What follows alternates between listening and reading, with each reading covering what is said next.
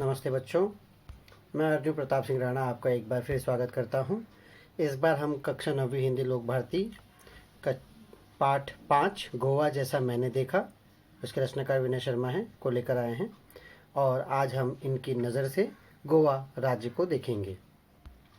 गोवा राज्य जो है वो भारत के पश्चिमी तट पर बसा हुआ है, लेकिन इसके पहले कि हम आगे बढ़ें आप इन अन्य देशों का पालन कर सकते हैं ताकि आपको किसी तरह की परेशानी ना हो।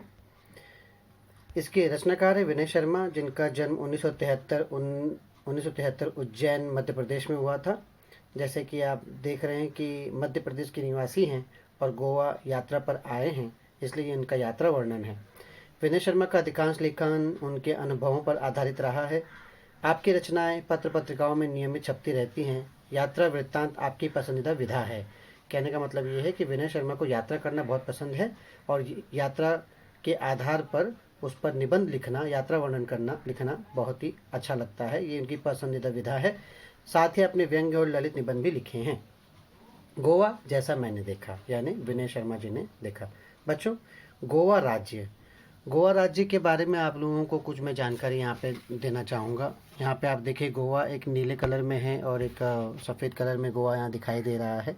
बहुत ही खूबसूरत राज्य जो भारत के पश्चिमी तट पर बसा हुआ है। तो इस गोवा राज्य के बारे में आपको सबसे पहले कुछ सामान्य जानकारी दूँ, हालांकि हर जगह उपलब्ध है, लेकिन यहाँ एक साथ आपको पता चल जाएगा।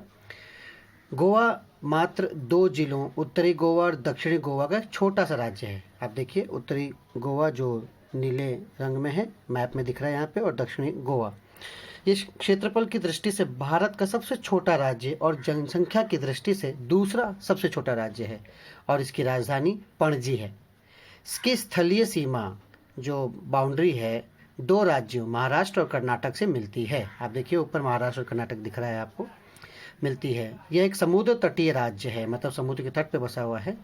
1510 ईस्वी में पुर्तगालियों ने, यानी पोर्टुगीज़ ने इस पर कब्जा कर लिया था। 1947 में जब भारत की आज़ादी हुई तब भी यह पुर्तगालियों के कब्जे में ही रहा।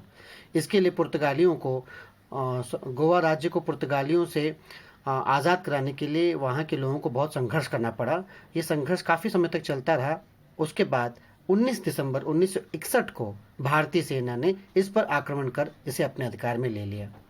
1987 में इसे आधिकारिक रूप पर, यानी फॉर्मली राज्य का दर्जा दिया गया। इसकी सीमा महाराष्ट्र कर्नाटक से मिलती है और न्यायिक क्षेत्र यानी जुडिशरी की बात करें तो ये बॉम्बे हाई कोर्ट, यानी मुंबई जो महाराष्ट्र में है, बॉम्बे हाई कोर्ट के अंतर्गत आता है। इस राज्य का जो क्षेत्रफल है वो 3702 वर्ग किलोमीटर है। यहाँ लोकसभा की 2 सीटें होती हैं और राज्यसभा की 1 सीट। यहाँ पे विधानसभा की 4 सीटें होती हैं और यहाँ पे कुल जिले 2 हम जो आपको बता चुके हैं। और यहाँ का जो राजकीय खेल है वो फुटबॉल है और यहाँ के प्रथम राज्यपाल मेजर जनरल KP कैंडित बने थे और प्रथम मुख्यमंत्री दयानंद बंदोड़कर थे। यहाँ की भाषा कोंकणी और मराठी है। तो बच्चों, इसी राज्य की यात्रा करने वाले हैं हमारे लेखक विनय शर्मा। देखते हैं उन्होंने किस तरह से यहाँ के बारे में बताया है। गोवा, यह नाम सुनते ही सभी का मन तरंगायित हो उठता है, और हो भी क्यों ना। यहाँ की प्रकृति, आबो हवा और जीवन शैली का आकर्षण ही ऐसा है कि पर्यटक खुद ब खुद यहाँ खींचे चले आते हैं। मन तरंगायित होना यानी मन उमंग से भरना, आबो हवा यानी जलवायु, पर्यटक यानी यात्री।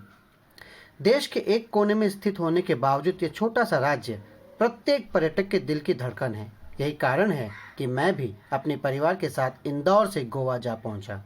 बच्चों, इंदौर मध्य प्रदेश में है और लेखक मध्य प्रदेश से गोवा जा रहे हैं। खंडवा से मेरे साड़ू साहब भी सपरिवार हमारे साथ शामिल हो गए। रास्ते में खंडवा पड़ता है, जहाँ से इनके साड़ू साहब भी इनके साथ चल पड़े। साड़ू साहब यानी पत्नी की जो बहन है उनका पति, तो वो भी अपने परिवार के साथ इनके साथ निकल पड़े। देखते हैं इन्होंने गोवा राज्य में क्या देखा, कैसे पहुँचे। 23 नवंबर को जब गोवा एक्सप्रेस मडगांव रुकी तो सुबह का उजास हो गया था। देखिए बच्चों, ये मडगांव स्टेशन है गोवा का। सुबह का उजास हो गया था, उजाला हो गया था। एक टैक्सी के हॉर्न ने मेरा ध्यान उसकी ओर खींचा और हम फटाफट उसमें बैठ गए। टैक्सी एक पतली सी सड़क पर दौड़ रही थी। शीतल हवा के झोंकों से मन प्रसन्न हो उठा और यात्रा की सारी थकान मिट गई। मैं सोचने लगा कि पर्यटन का भी अपना ही आनंद है। जब हम जीवन की कई सारी समस्याओं से जूझ रहे हों तो उनसे निजात पाने का सबसे अच्छा तरीका पर्यटन ही है। बच्चों देखिए, ऐसा है कि अगर हम अपनी औसत उम्र 100 साल भी माने तो भी इस उम्र में इस पूरी दुनिया को देखना लगभग असंभव है। एक पृथ्वी, इस पृथ्वी पर जीवन, हम अपने ही देश को पूरी तरह से नहीं देख पाते हैं। लेकिन लेखक यहाँ पे अपना अनुभव बताते और कहते हैं कि जब भी आप जीवन की समस्याओं से परेशान हो तो सबसे बढ़िया है कि यात्रा पर निकल पड़ो। किसी न किसी जगह की यात्रा करो। आपके नए अनुभव और आपकी नई सोच आपको अपनी समस्याओं से जूझने की ताकत देती है। बदला हुआ वातावरण के कारण मन तरोताज़ा हो जाता है तथा शरीर को कुछ समय के लिए विश्राम मिल जाता है। ज़रूरी है।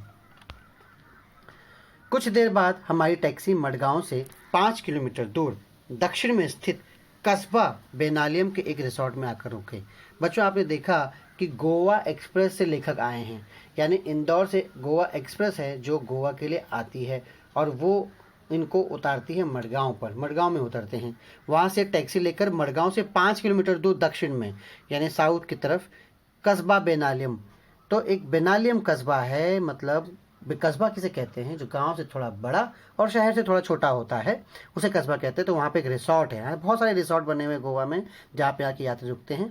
ये रिसोर्ट हमने पहले ही बुक कर लिया था। समझदारी की बात है कि अगर पहले आप बुकिंग कर लेते हैं तो आपको यात्रा आरामदायक होती है। आपको ढूंढना नहीं पड़ता, घूमना नहीं पड़ता और किसी तरह से लूट मार से भी आप बच जाते हैं।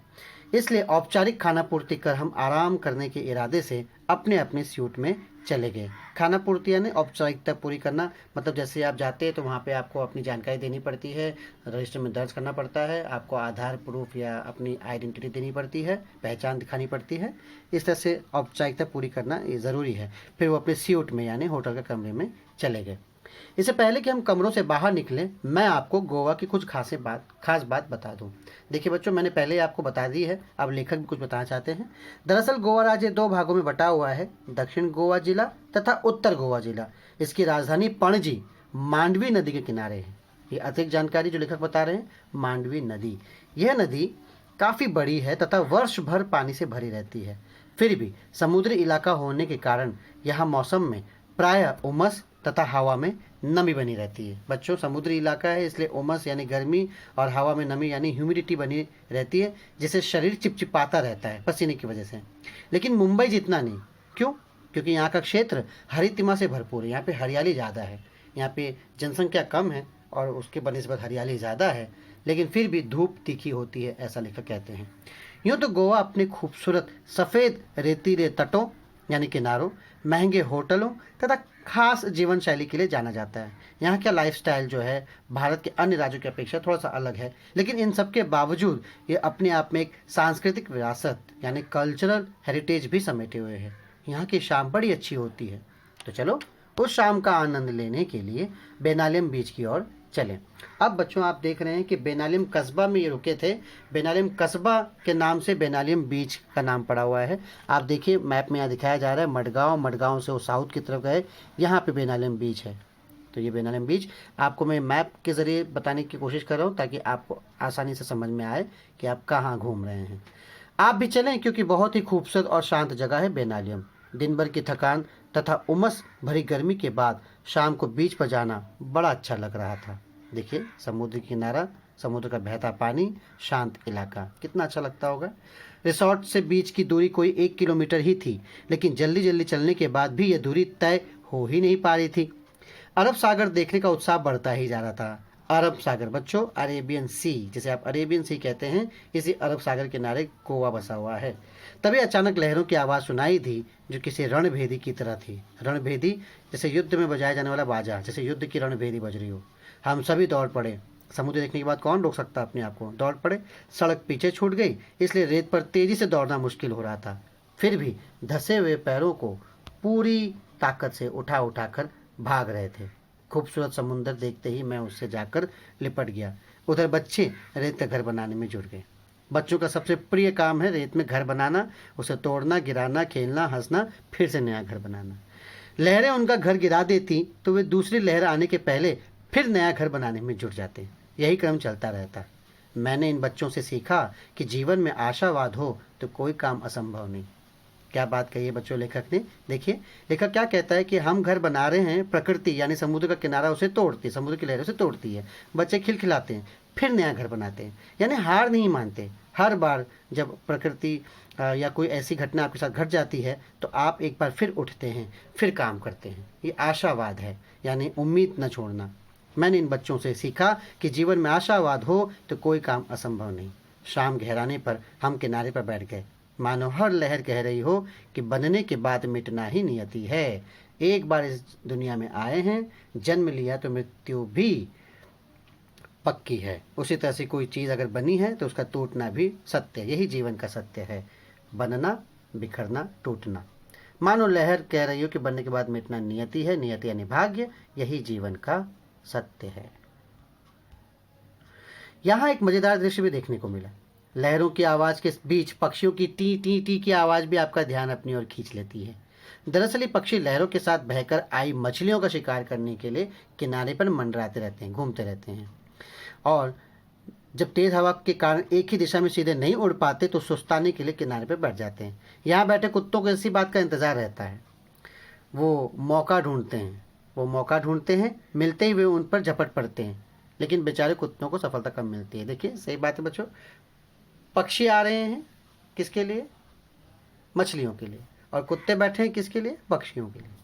पक्षियों का बैठना, कुत्तों का दौड़ना, पक्षियों का टी टी करके उड़ जाना, ये दृश्य सैलानियों का अच्छा मनोरंजन करता है। सैलानी यानी जो सैर करने के लिए, घूमने के लिए आए हैं। इधर जैसे ही सूर्य देवता ने विदा ली, वैसे ही चंद्रमा की चांदनी में नहाकर समुद्र का नया ही चेहरा नजर आने लगा। अब समुद्र स्याह यानी काला और भयावह यानी डरावना दिखने लगा। इसलिए क्योंकि अब समुद्र की सीमा दिखाई नहीं दे रही है, सिर्फ लहरों की आवाज़ सुनाई देती है, तो अंधेरा होने पर ये डरावना भी लगने लगता है। इस तरह से बच्चे कहते हैं। बच्चों यहाँ पर हम आज यहाँ पर इसको समाप्त करते हैं, इस पाठ को। इस पाठ का दूसरा हिस्सा हम दूसरी कक्षा में पढ़ेंगे या दूसरी वीडियो में देखेंगे। तब तक के लिए धन्यवाद, बहुत बहुत शुक्रिया। गोवा की आगे की जानकारी अगली कक्षा में। Thank you.